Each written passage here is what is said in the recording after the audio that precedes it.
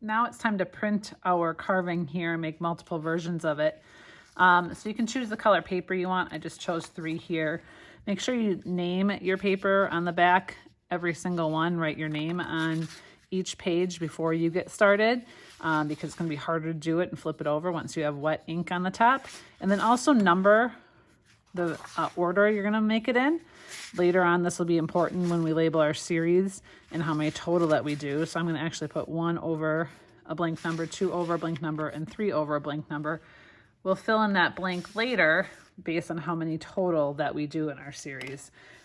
So the first thing you're going to do is get out a tray, and you're going to need a baren and a brayer. And these are the tools that we're going to use to print with.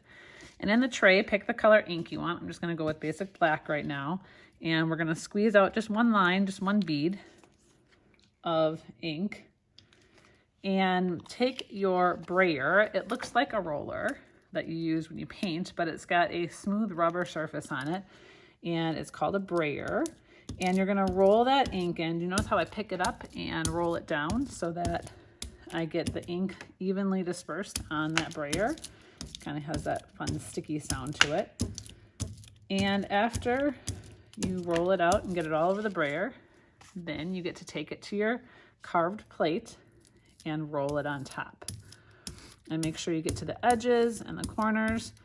And now you don't want your brayer rolling off the table or making a mess on the table, which is why they give you a flat back to flip it over and rest it on the table, or put it gently down back in your tray so you don't get ink all over. You're going to take your paper and just like a blanket, put it on top of the block carefully that you don't shift it around as you put it on top.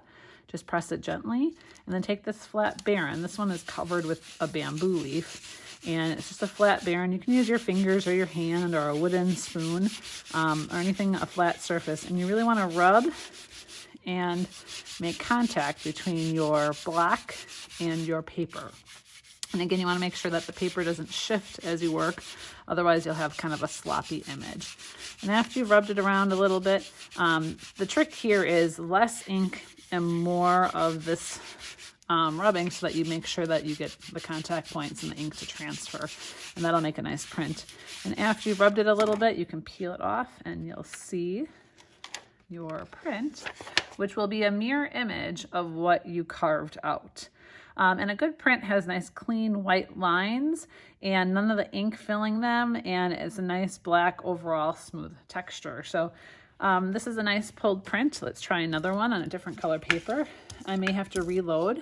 If you've noticed any little fuzzies in yours, you might have to look at your print in case there's like a little piece of rubber sticking to it, or some fuzzies that got into it. Make sure that the block is clean. I'm going to re-ink my block, take my number 2 in the series, again press it down, and I'm going to show you what happens if you don't rub long enough. I just quickly rub and I pull it off. You're going to pull a print that does not have as much black on it. This one's still pulled pretty nicely, but there's a lot of fuzzy ghost kind of areas to it. If I would have taken some time to rub a little bit longer, I would have covered it better. Same thing if you start to run out of ink, it won't have an even coverage all over. So again, I'm going to reload my block. I'm going to go for the next one, and you're just going to keep going and make as many as you want. Be sure to number them and name them. Put your name on it and number it before you put it down.